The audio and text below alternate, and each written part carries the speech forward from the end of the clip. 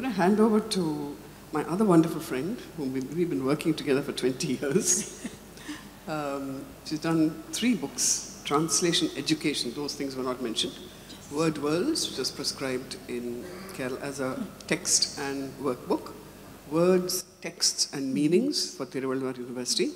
And Wordscapes for, actually Tanshi nearly prescribed it, and then came the pandemic, because she's believed, like me, as a missionary in translation and language, that translation and literature, if knitted into language study, can very successfully pave the soft skills road and make a person much more, your mind becomes much more nimble with a mix of languages and the use and interpretation of languages, understanding of yourself as well. So over to Dr. Professor Bharati Harishankar. Thank you, Mani. We have been looking at the author-translator relationship. But if you look at how I view my relationship with every writer who I translate, it's a to and fro relationship. It's almost as if you are in a dance together and you need to have your steps matched. Otherwise, the translation does not make meaning in the new language and the culture it represents.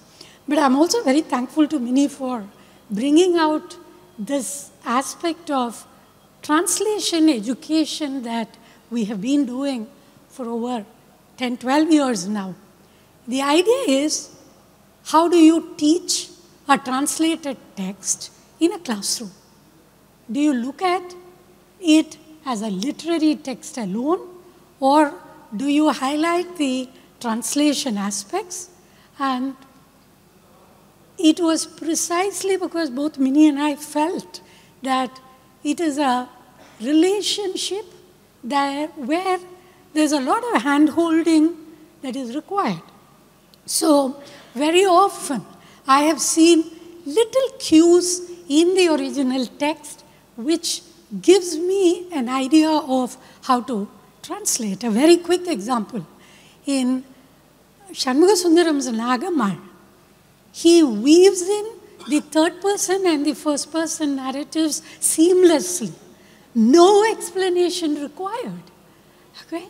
But you take it into English, we translated, I translated the entire text and said, my reader is going to be confused.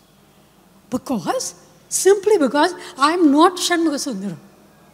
I'm looking at a text, I'm looking at it very closely, but still there is a flow that he has captured. And after a lot of debates and discussions, and I remember it took us about half a day in Mini and I, as editor and translator, looking at it and saying, no, I kept saying the first person, we have to indicate it. So we finally settled for introducing an italics. So we italicized passages where it moves into the first person, rather than the third person narrative that follows. Incidentally, this was also a text where, in fact, Ambai had made that very perceptive remark that Nagamal is an untranslatable text.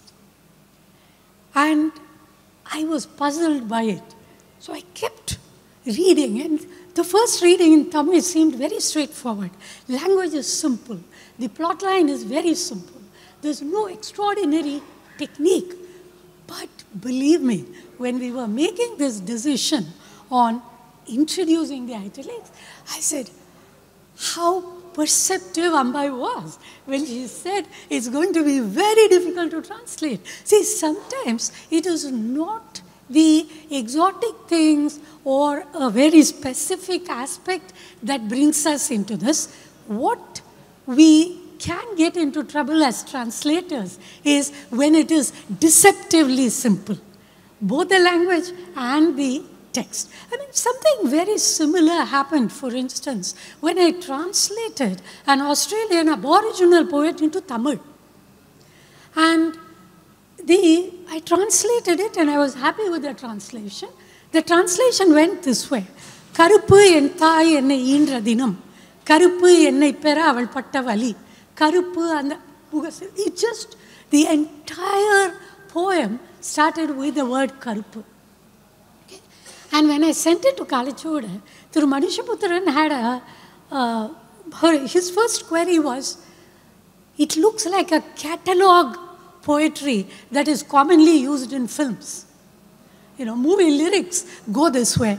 Can it be treated as a good thing? So I sent him the English and I said, here the attempt is not to catalog, here the attempt is to layer it.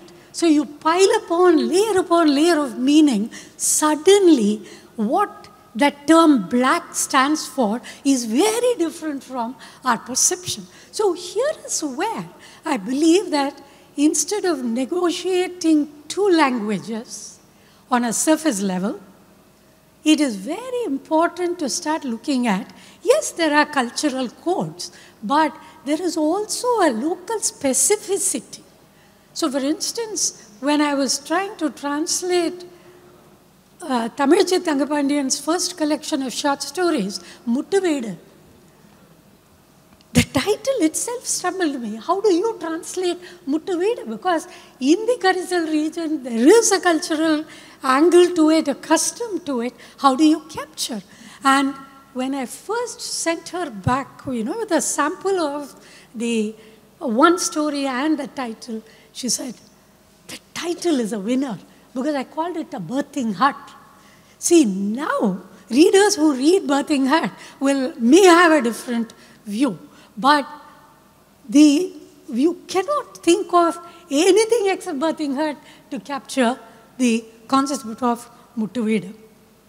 So, if you ask me, what is the relationship between an author and a translator, I would say it has to go as a means of communication.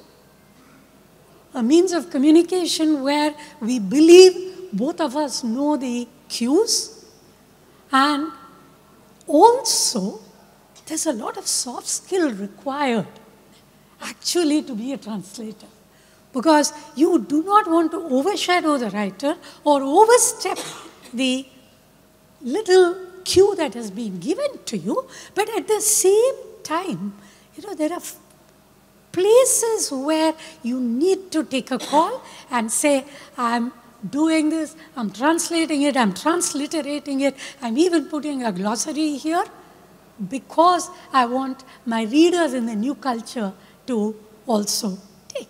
But again, Ambai's point there is well taken. Every text has to have a moment of discovery. And the writer in every language keeps it intact.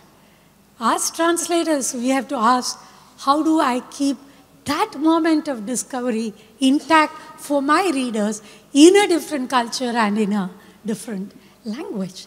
And if you ask me, to be very, very honest, my translation skills, I think, got honed when we did start looking at how to teach translation. And those 3 books, if you ask me, are the moment. I mean, I would mark those 3 books and say, my translation efforts before and after, and I would say after makes a lot of sense both to me and to my readers. Thank you so much for this opportunity. One last sentence.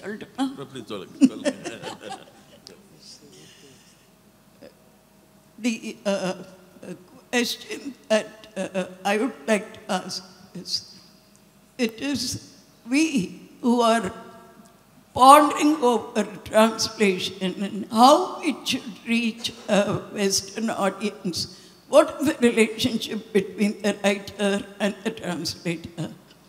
I don't think that such questions are even being asked by the Western publishers as to how will this reach an Indian audience?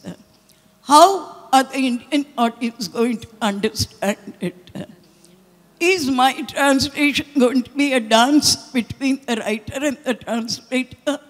And will the Indian audience be able to understand it? These questions are not being asked by them because they are sending the literature down to us in the same colonial attitude. And we are the ones reaching out to them. And I find that gesture of reaching out and trying to make them understand extremely humiliating and disturbing. It disturbs me that I should worry so much about how it could reach them and whether my translation is working for them. You know, I should worry whether it's working for the author, not the Western readers. Thank you very much. Thank you.